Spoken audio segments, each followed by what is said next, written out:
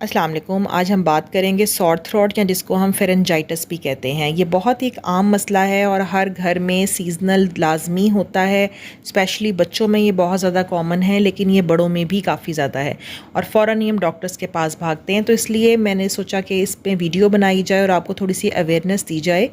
इस पिक्चर में जिस तरह से आपको नॉर्मल और एबनॉर्मल दोनों साइड्स थ्रोट की नज़र आ रही होंगी, इन द मिड लाइन आपको जो स्ट्रक्चर नज़र आता है वो यूविला होता है और पीछे जो बैक साइड पे आपको नज़र आ रहा है उसको थ्रोट या जिसको हम फेरिंग्स कहते हैं साइंटिफिक टर्म में। और साइड्स पे आपको फोल्ड्स नज़र आते हैं सॉफ्ट पैलेट के, जिसके नीचे आपको टॉन्सिल्स नज़र आते हैं, ठीक है, जो डिम्फॉइड एग्रीगेशंस होती हैं। अब अगर एबनॉर्मल साइड आप देखें तो इसमें क्या होगा, अगर सॉर थ्रोट है तो जो थ्रोट है यानी जिसको हम फेरिंग्स कह रहे थे वो रेड हो जाता है, ठीक है। और जो टॉन्सिल्स हैं वहाँ आपको वाइटिश स्पॉट्स और जो टॉन्सिल्स हैं वो स्वॉलन नज़र आते हैं। सही।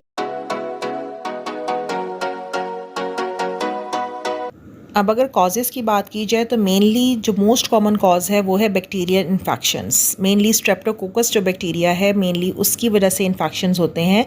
उसके अलावा एलर्जीज़ ही बहुत ज़्यादा कॉमन है। कुछ लोगों को तो डस्ट से भी एलर्जी होती है, ठीक है, सीजनल एलर्जीज़ भी होती हैं, तो इसलिए ये भी बहुत इंपॉर्टेंट कॉज है। इसके अलावा टॉन्सिलाइटिस का इशू होता है जो कि स्पेशली बच्चों में होता है।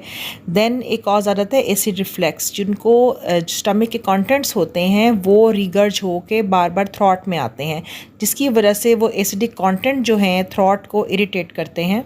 जिन पेशेंट्स में एसिडिटी का इशू होता है यानी कि रिफ्लेक्स का इशू होता है तो उनका भी सॉर थ्रोट का इशू काफ़ी ज़्यादा रहता है। इसके अलावा कोई इरिटेंट वगैरह का ओवर यूज़ हो जाए या फिर कोई माउथ ब्रीदर्स होते हैं उनमें भी होता है। अब इनका हम एग्जामिनेशन कैसे करते हैं सॉर थ्रोट का, तो हमारे पास एक टंग डिप्रेसर होता है जो वुडन आर्म मिल जाते हैं और उसमें हम लोग टंग को डिप्रेस करवाते हैं बच्चे की या फिर जो भी एडल्ट है, और फिर हम पीछे थ्रोट को बड़े ईजीली एग्जामिन कर सकते हैं।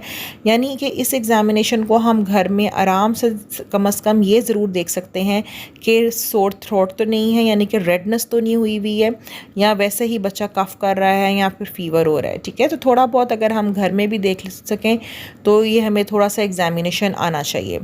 अब किस तरह से पता चलेगा कि जो हमारा फेरेंजाइटिस है या सॉर थ्रोट है वो वायरल है या बैक्टीरियल है? वायरल में मेनली दो चीज़ें आपको मिलती हैं, एक तो स्वॉलन टॉन्सिल होते हैं या वो रेड होंगे, और दूसरा स्वॉलन या फिर रेड थ्रॉट होता है। लेकिन जो बैक्टीरियल है उसमें जो यूविला मैंने आपको मिडलाइन स्ट्रक्चर बताया था वो भी स्वॉलन होगा, आपको टॉन्सिल्स में वाइट स्पॉट्स भी नज़र आएंगे और वो टॉन्सिल्स रेड और स्वॉलन भी होंगे। इसके अलावा आपको थ्रॉट भी रेड और स्वॉलन मिलेगा और जो टंग है वो ग्रे फरी कलर की हुई होगी, ठीक है, ग्रे कलर की आपको टंग नज़र आएगी। तो ये जो फीचर्स हैं ये आपको बैक्टीरियल में मिलेंगे, ठीक है। वायरल में जस्ट आपको टॉन्सिल्स और थ्रॉट के फीचर्स ही मिलेंगे, रेड एंड स्वॉलन। तो इस तरह से आप ये डिफ्रेंशिएट कर सकते हैं between viral and bacterial pharyngitis.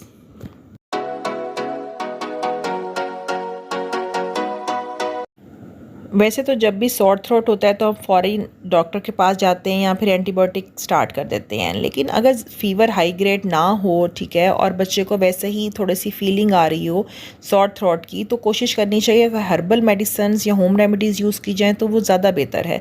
जिस तरह से हम हनी यूज़ कर सकते हैं, सिनेमन है, टर्मरिक है, गार्लिक है, फेनुग्रीक है, मैलोज़ हैं, ये तमाम नेचुरल और होम रेमेडीज़ हैं। इनके हम कावे के तौर पर और डिफरेंट और चीज़ों के ज़रिए से हम ट्रीट कर सकते हैं। अब इस तरह से एक कावा बनाया जा सकता है जिसमें जिंजर और बेसल लीव्स जो हैं इनको एक सॉसपैन में वाटर के डालकर, ठीक है, इसको बॉईल किया जाता है और एंड में few drops of honey use किए जाते हैं।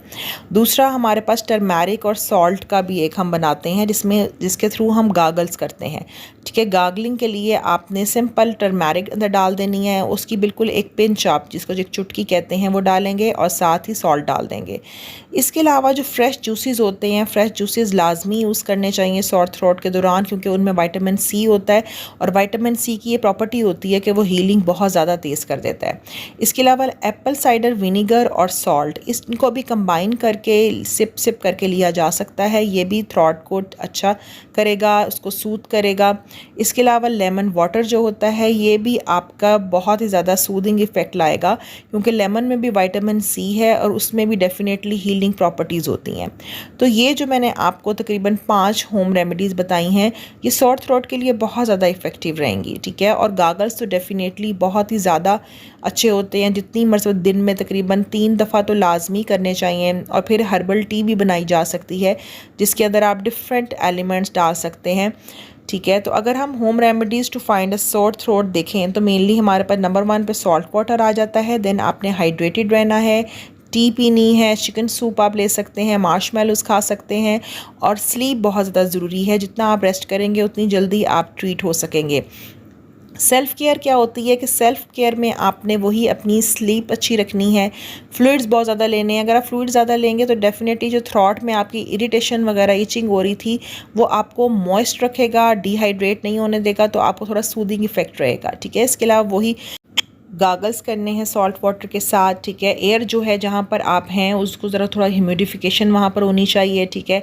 देन आप लोजेंजेस ले सकते हैं, इरिटेंट्स जितने भी हैं उनको अवॉइड करना है और घर में रहना है और सही तरीके से रेस्ट करना है, ठीक है। आई होप आपको मेरी वीडियो पसंद आई होगी। जिसने अभी तक सब्सक्राइब नहीं किया वो काइंडली सब्सक्राइब कर दे और मुझे अपने पॉजिटिव फीडबैक से ज़रूर आगाह करें। Thank you. अल्लाह हाफ़िज़।